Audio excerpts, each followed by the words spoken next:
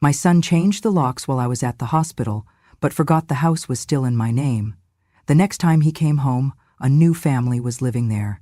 I stood in front of the house I had lived in for over 35 years, the one I'd scrubbed clean, painted twice, paid off down to the last cent. But today, the key didn't fit. At first, I thought it was just my fingers trembling.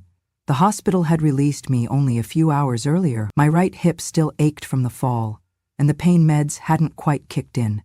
I shifted my weight, tried the key again. It slid in this time, but didn't turn. I looked up.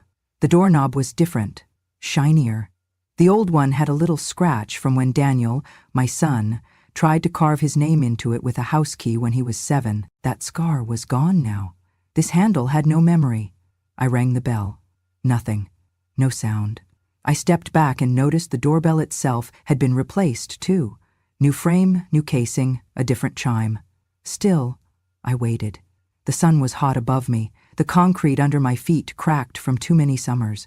I pressed the doorbell again, holding my breath like I had so many times before when Daniel was little, hoping he'd come running, grinning, calling Mom. This time, the door didn't open, so I called his cell. The screen glowed, Daniel Mobile. He answered on the 3rd ring. Hello? Daniel, I said, trying to steady my voice. It's me. I'm outside. The key, your key, it doesn't work. A pause. Who is this? It's Mom, I said softly. I just got back. They discharged me this morning. I took a cab straight home. He cut me off. I'm sorry, he said, and his voice was flat, distant, like a stranger reading from a script. I don't know who this is, but my mother passed away 3 weeks ago. My knees buckled slightly. I gripped the iron gate for support.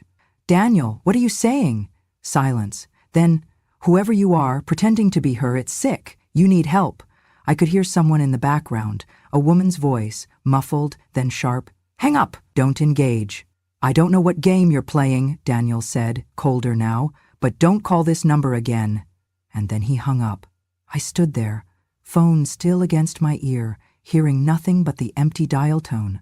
3 weeks ago, that's when I was admitted to the hospital. A neighbor had found me lying on the bathroom floor after I slipped and hit my head on the sink. The EMTs said I was lucky.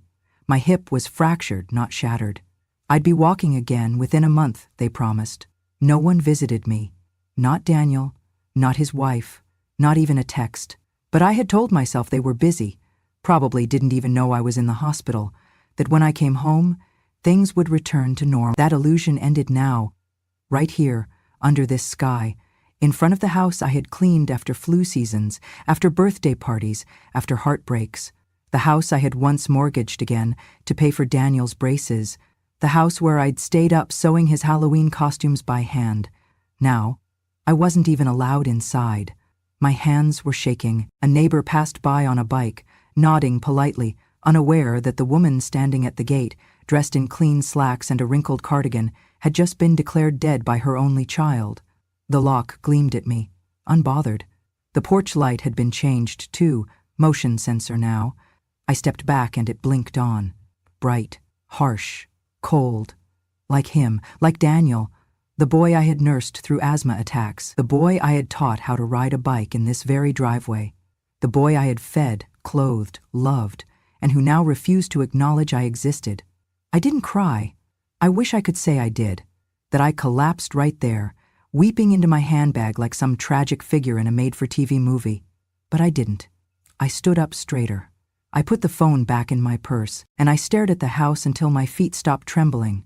Inside those walls was my chair, my recipes, my wedding photo, the quilt I made when I was pregnant with Daniel, folded neatly at the foot of the guest bed. But I wasn't welcome anymore. He had changed the locks, and in doing so changed something else, something deeper, more permanent. I turned away. My reflection stared back at me from the dark glass of the living room window, an old woman with tired eyes and a cane. Someone forgotten, someone erased.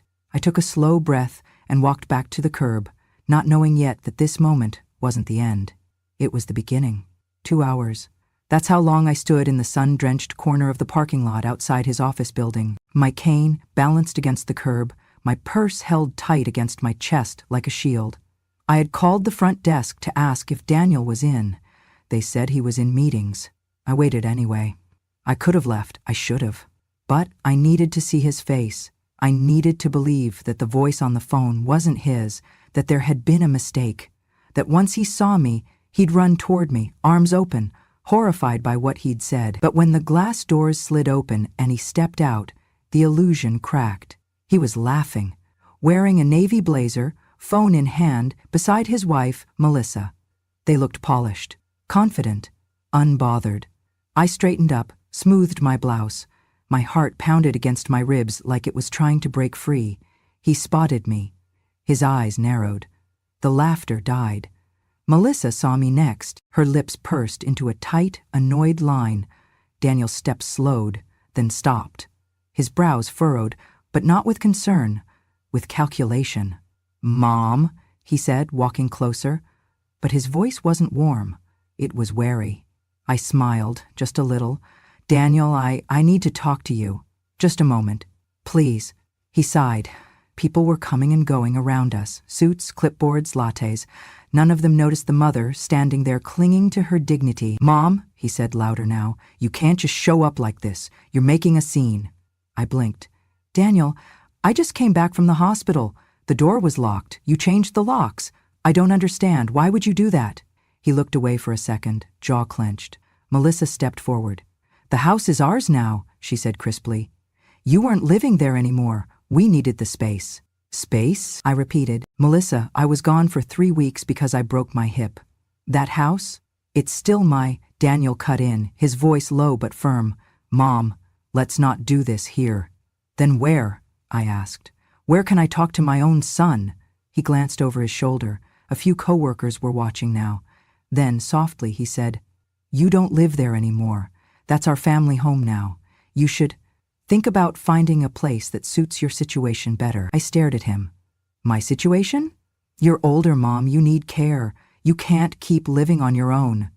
Melissa chimed in, crossing her arms. "We've been researching assisted living, some really nice places. You'll have your own space, meals, activities." My lips trembled. "You mean a nursing home?" Daniel rubbed his temples. "It's not like that." Tears welled in my eyes. "Daniel, I built that house. I paid the mortgage. I painted the walls. I planted every single rosebush in that yard. You took your first steps in that living room. That's the only home I've ever known." He stared at me for a long moment, then looked down at his watch like I was a burden on his time. "Mom," he said, voice hardening, "don't make this ugly. Just let it go. Move on." My throat tightened. "I'm your mother, Daniel. Your real mother. Flesh and blood. How could you do this to me?" He laughed. It was dry, sharp, cruel. "Let's be real," he said coldly. "You're just some old woman now, a liability. You want the truth? You're a leech. You drain people. I'm done pretending you're still useful." The words hit like a fist. Melissa didn't even flinch. She folded her arms tighter. "You've got 2 options," he said, stepping forward now, close enough for me to see the disgust in his eyes. "1, you go to a home quietly. 2, I'll have you committed. You want to talk about that fall in the bathroom? I'll tell them you're unstable, that you forgot where you were, that you hallucinate." My heart stopped. He leaned in. "They'll believe me. I have power of attorney, remember?" My knees buckled. I reached for the cane. Melissa stepped forward. "Daniel, let's go," she snapped. "We're late." And then, as she brushed past me, she pushed. Not hard, but enough. My feet tangled. I slipped, fell. The concrete scraped my palms. My purse flew open, papers scattering onto the ground. My cane clattered next to the car tire. Daniel didn't move. Melissa didn't look back. No one helped me up. I lay there, staring at the sky, blue, perfect, mocking, wondering how I had ever called that man my son. People say your children are your legacy. That day, mine tried to erase me. The motel room smelled faintly of bleach and old pine cleaner, a mix that clung to the curtains and settled into the rough bedspread like memories that refused to fade. I sat on the edge of the bed, my cane propped against the chipped nightstand, and pulled the old leather folder from my bag, the one with the cracked corners and the faint scent of lavender oil I used to dab on letters decades ago. Inside were the papers that had traveled with me through every season of my life. I unfolded them slowly, the creases deep from years of being untouched. Yellowed utility bills, a copy of my nursing license, long expired but still bearing my maiden name, the deed to the house, my house, and beneath it all a photo. Daniel at age 4, smiling with chocolate on his chin and both hands clutching a teddy bear I'd rescued from a church sale for 50 cents. I hadn't meant to cry, but there it was. Hot, silent grief spilling from the corners of my eyes as I stared at that child. The one who used to call me Mama with sticky fingers and a runny nose. The one who used to beg for one more bedtime story, even after I'd worked a double shift and my legs throbbed like they were filled with gravel. The pain of what had happened outside that office building burned in my chest, but it wasn't the worst pain I'd known. No, that came years before, when I was 32 and a widow. Daniel's father died in a factory collapse. The scaffolding buckled. He was buried beneath steel and silence. They brought me his wedding ring in a plastic bag and told me he hadn't felt a thing. They didn't know what came after, a mortgage I couldn't afford, a toddler who didn't understand death, and a future that shrank like cold fabric in the wash. I took night shifts at the hospital, wiped blood from tile floors, held the hands of dying strangers while my son slept 2 rooms away, unaware that his mother had learned to cry without making a sound. There were months I lived on canned beans and instant coffee so Daniel could have new shoes for school. Years I patched the same winter coat until the lining was more thread than fabric. And then, the house. It wasn't much. A 1-story with squeaky floors and cracked baseboards. But it was ours. I put down the deposit with the money I earned sewing extra shifts together like seams in a wound. I painted the walls myself, planted roses along the walkway despite the arthritis that had started to settle into my knuckles. I remember the day we moved in. Daniel was 8. He ran from room to room, shouting, "Is this one mine?" Like he couldn't believe he'd get his own door, his own window, his own place to dream. I didn't tell him we'd have to eat oatmeal for dinner for the next 6 weeks just to afford the first mortgage payment. That house was more than bricks. It was a promise, a testament, a shrine to everything I'd survived.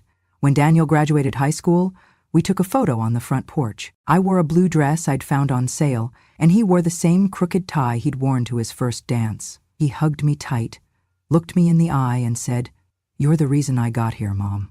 You're my rock, my heart. This house, it's because of you." I believed him. Even on his wedding day, when Melissa's family took every front row seat and left me in the 3rd row beside the punch bowl, I still told myself it was love, that he was just overwhelmed, that he'd come back to me. I held on to that belief, like a candle in the wind, until he changed the locks, until he told the world I was dead, until he watched me fall and didn't lift a finger. I stared at the folder in my lap, at the deed with my name on it, and wondered how something that felt so permanent could become so fragile. How a son who once ran to me crying when he scraped his knee now looked at me like I was a burden too heavy to carry. How a woman who gave everything could become invisible. 30 years of silence, of sacrifice, of saying yes when I should have said no. And now I was a ghost outside my own home. My fingers traced the edge of the photo again. Daniel, the boy with the gummy smile, the boy who made me believe I could be more than my grief, the boy who once whispered, "I love you more than the stars." That boy was gone.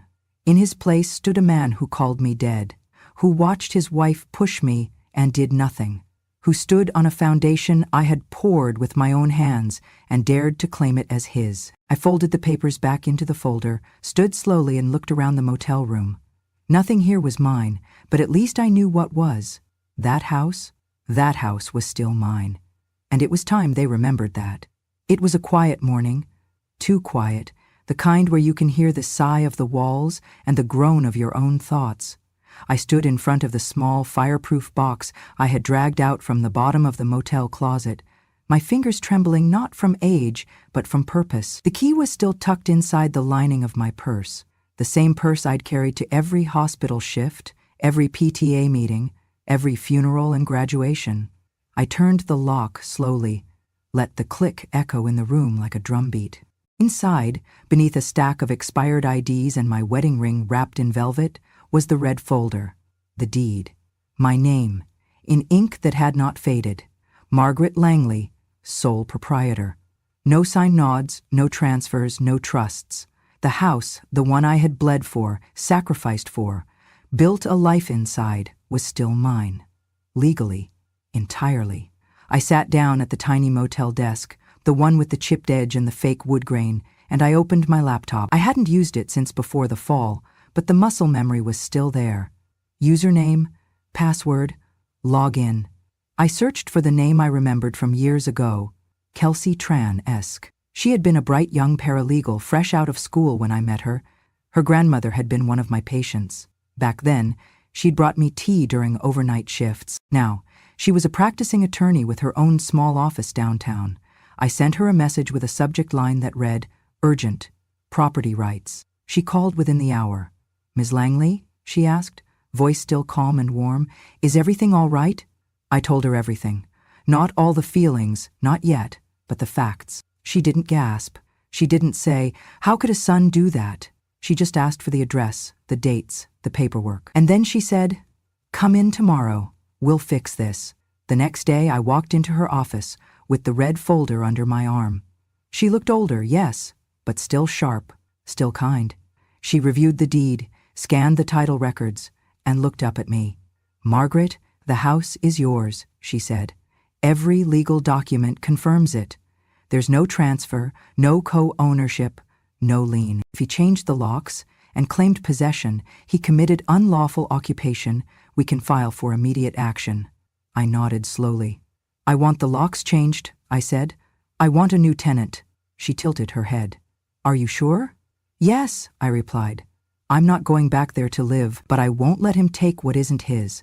She drew up the paperwork that day. First, the termination of any prior powers of attorney. Then, a cease and desist letter, a formal notice of property reclamation, and finally, my favorite part, a public rental listing, charming 3-bedroom home available immediately for rent, quiet neighborhood, ideal for respectful, family-minded tenants, preference given to single parents or multi-generational households. Must appreciate rose gardens. Kelsey smiled when she read it back to me. "Anyone in mind?" "Someone who still knows what a home is," I said. "Not just a place to sleep or decorate, but a place you honor." That afternoon, the papers were filed with the city. The letters were couriered to Daniel's workplace and his last known address. Within 72 hours, my locks would be replaced, the house would be legally reclaimed, and Daniel? He would be served. I sat in Kelsey's office long after the documents were signed, staring out the window at the courthouse across the street. My reflection looked back at me. Older, yes, but no longer trembling. There was steel in my shoulders again. He thought I'd fade, that I'd shrink in shame and shuffle into the shadows. But he forgot one thing. That house wasn't his inheritance.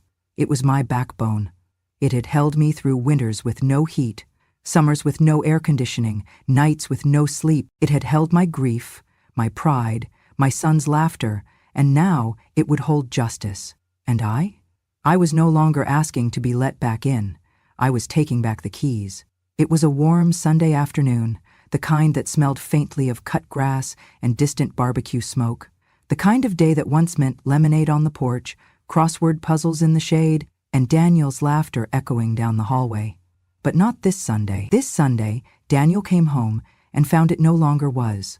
I wasn't there to see it in person, but the new tenant, Mr. Thompson, called me later with a tone caught somewhere between politeness and disbelief. He was banging on the door like he expected it to open by magic, he told me. Didn't even knock first, just started twisting the handle like it belonged to him. It didn't, not anymore. Earlier that week I had signed the rental agreement. Mr. Thompson was a retired school principal, widowed, raising his teenage grandson. He'd seen the ad, called me with a voice that reminded me of an old radio announcer. Respectful, calm, honest. I liked him instantly. When I handed him the keys, he had tears in his eyes. "Are you sure?" he asked. "This is a beautiful home." "I'm sure," I said. "Just treat it like it mattered to someone once." And now, only 5 days later, Daniel stood outside that same house, dumbfounded to find the lock no longer obeyed him. The gate had been changed too. New keypad, new code, no more click of a familiar latch. He stood there in his crisp button-down shirt and sunglasses, still dressed like he had a reputation to protect. He pressed the doorbell, and it sang out a gentle chime. The door opened. Mr. Thompson looked him up and down calmly. "Can I help you?" he asked. Daniel blinked. Yeah? I'm here to see my mom." There was a pause. Mr. Thompson smiled. "She doesn't live here." Daniel's voice shifted. "This is my house." "No," Mr. Thompson replied, still pleasant. "This house belongs to Margaret Langley. I'm her tenant, and you are—" There was something delicious in the pause that followed. "I'm her son," Daniel snapped. "She's confused. I don't know what kind of scam—" "I don't think she's confused at all," Mr. Thompson said, folding his arms. Daniel tried to peer past him. The living room was visible through the open door. Same bay windows, same wooden floors, but the furniture was different. The curtains were new, and still, in the corner, stood the upright piano I had refused to part with, even when we couldn't afford electricity. I'd taught Daniel to play Twinkle, Twinkle, Little Star on those very keys, and there, on the shelf above the fireplace, sat a frame, a photo of me in my garden, holding a basket of roses, and beside it, the embroidered sign I had stitched by hand 27 years ago, "Bless this home." He stared at it. For a moment his mouth hung open. Then the anger came. "What the hell is this?" he snapped. "Where's my mom? Where's my stuff?" Mr. Thompson raised an eyebrow. "Nothing of yours was here. Not when I moved in. You can't just— She can't just. This is illegal." Mr. Thompson stepped outside now, closing the door gently behind him. "Son," he said with a voice that didn't rise, "you may want to talk to a lawyer before you start shouting on someone else's porch." Daniel fumed. "She's insane," he muttered. "She's old, she's confused, she's the legal owner," Mr. Thompson cut in, "and from what I understand, she's sharper than you think." Daniel stood there, deflated, his pride leaking out with every breath. I imagined the scene as he finally turned away. No key to twist, no door to push open, no welcome waiting on the other side. Just the sound of his own footsteps echoing on the sidewalk that used to lead him home. But now it led nowhere. And inside, a new family was settling in.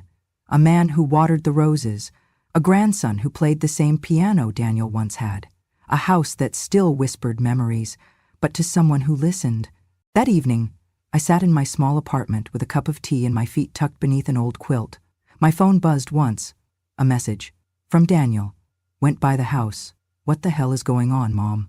I didn't reply. Not because I was angry, but because I didn't owe him an answer.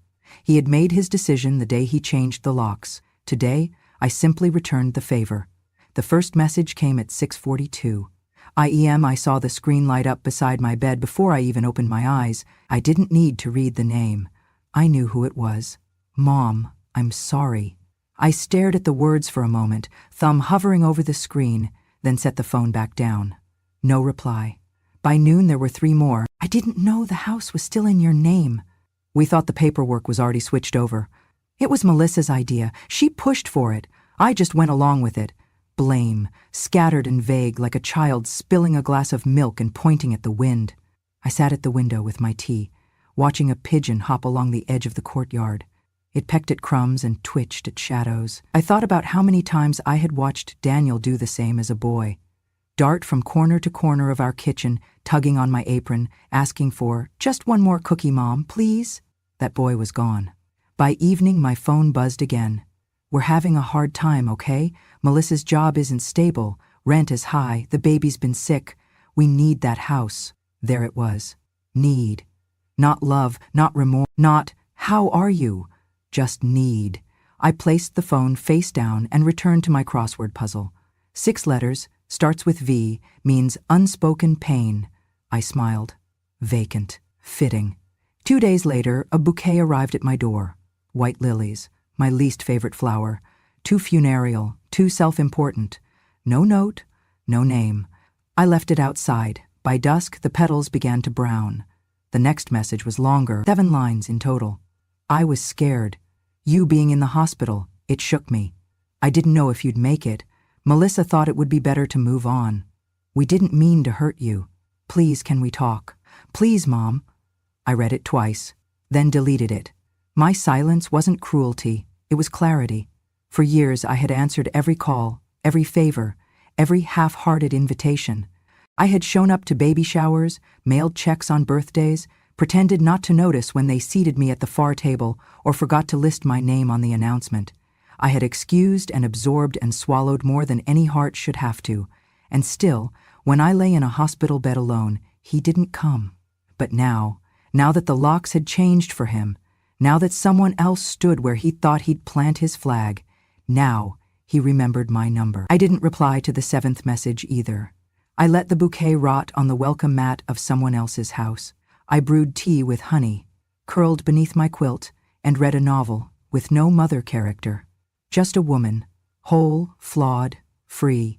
At some point that night, my phone buzzed one last time. Just tell me what I need to do to fix this. But there are some things silence answers better than words, and some wounds that close, not because they were mended, but because they were no longer open. He came on a Tuesday. The knock was hesitant, 3 short taps, followed by silence. Not the kind of knock Daniel used to make as a boy when he forgot his keys and knew I'd be waiting just behind the door with a smile and a towel for his wet hair. This knock was older, heavier, ashamed. I opened the door and there he stood, my son. Hands in his pockets, shirt wrinkled, hair uncombed. He looked like someone who hadn't been sleeping well, not that I asked. "Mom," he said, eyes downcast. "Can I come in?" I didn't move, didn't answer. He took that as permission and stepped inside. My apartment wasn't much, a simple 2-room space with second-hand furniture, thrift store curtains, and a tea kettle that sang when it boiled. But it was mine. Every item had been chosen because it comforted me, not because it fit someone else's taste. He looked around like he was seeing me for the first time. "This place is..."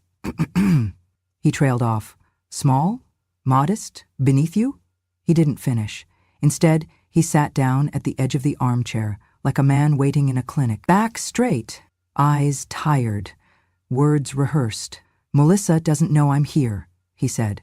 I raised an eyebrow. "She doesn't know I changed the locks," he added. "She thought you gave us the house. I let her believe that." Of course he did. He leaned forward, elbows on knees. "I panicked," he said. "You were in the hospital and I thought, what if you didn't make it? We'd be stuck. No will, no deed, no plan. She was pressing me. I was scared. Scared." That was the word he chose. Not cruel, not selfish, just scared.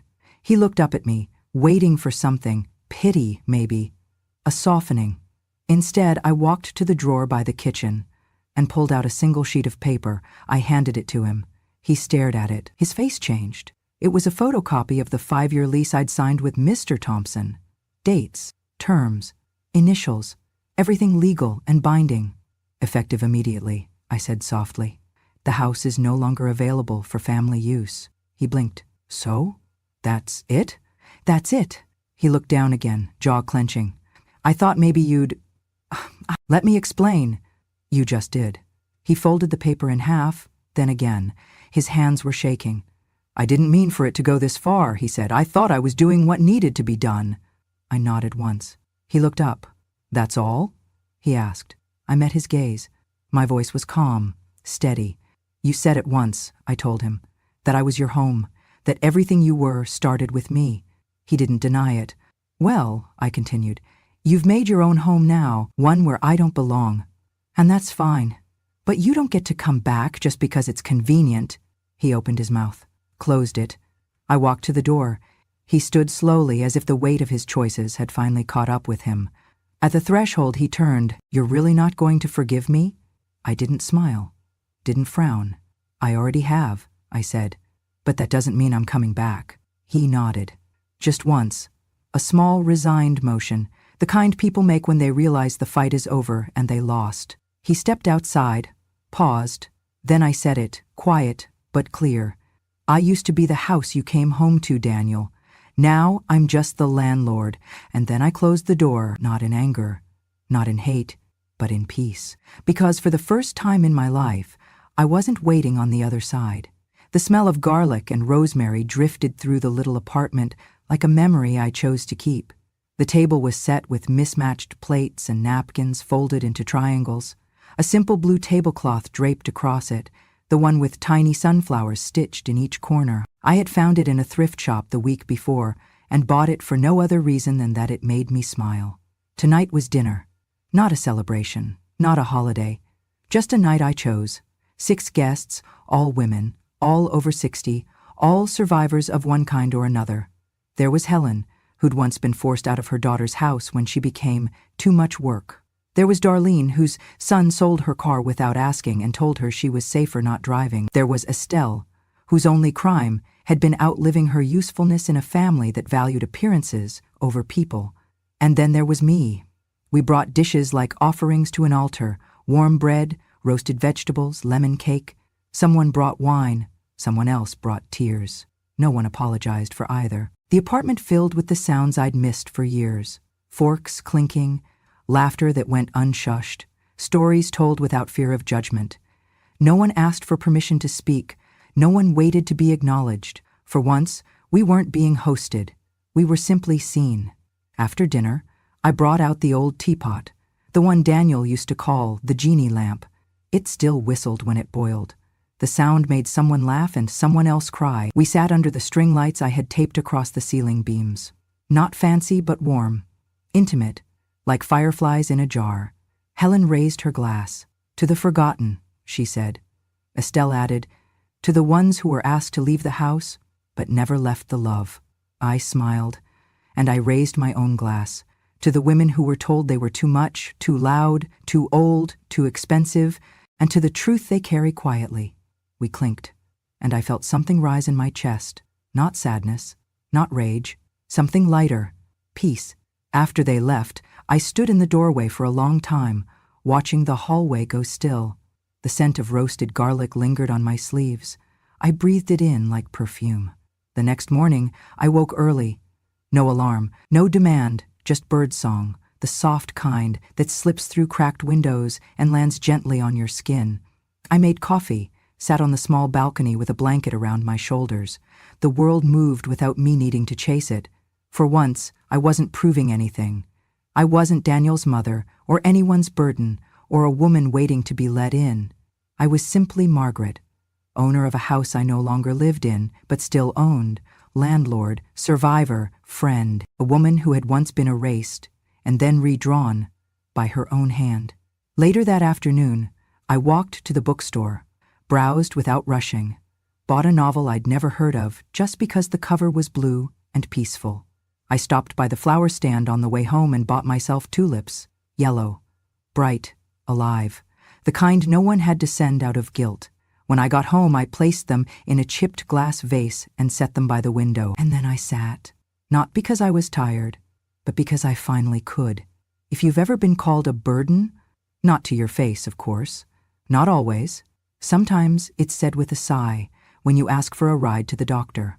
Sometimes it's in the silence when your birthday goes unmentioned. Sometimes it's the way your chair is the only one without a cushion at the family table.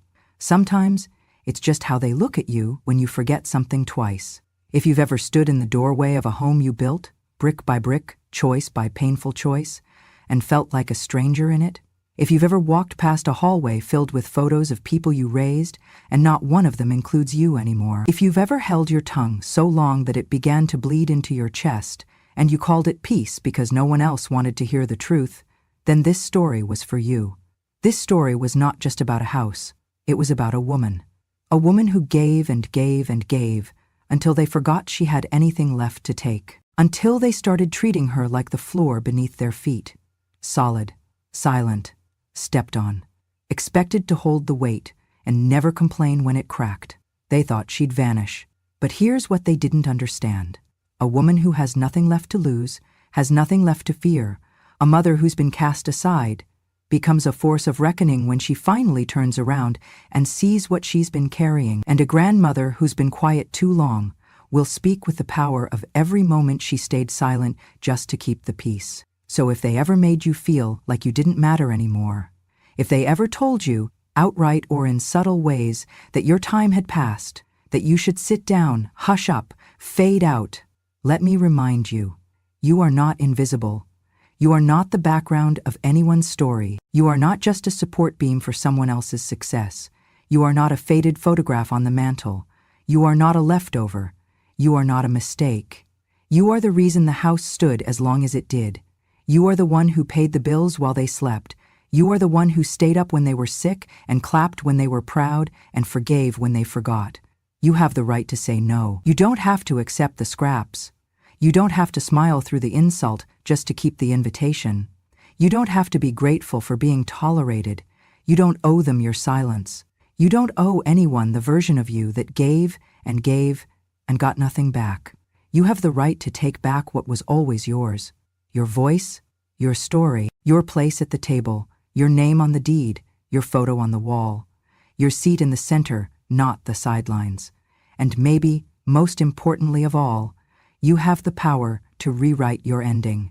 Sometimes it comes with shouting. Sometimes it comes with a set of new keys, a lease agreement, a pot of tea, a dinner table full of people who choose you, not because they're obligated, but because they see you. Sometimes revenge is peace. Sometimes it's a locked door. Sometimes it's an unlocked heart. And sometimes it's simply choosing yourself after everyone else forgot to. So if this story reached you, if it made your throat ache or your eyes burn, if it reminded you of something you've been too tired to remember, then you are not alone. Not anymore. Because here at Grandma True Stories, we don't tell tales for pity. We tell them for clarity, for justice, for the women who built empires out of empty pockets and were paid back with silence. Here, we remember. We remember every comment they thought we didn't hear, every favor they forgot we gave, every birthday they skipped, every hospital stay they ignored. We remember. And now we speak. So if you have a story like mine, even just a small one, if your voice has been buried under years of doing the right thing for the wrong people, then it's time. Time to speak, time to rise, time to be heard. Subscribe to Grandma True Stories, where the quietest women in the room finally say what needed to be said. And may you never again sit in the kitchen, unless it's by choice, unless it's your kitchen, and unless your name is still on the deed. Welcome home.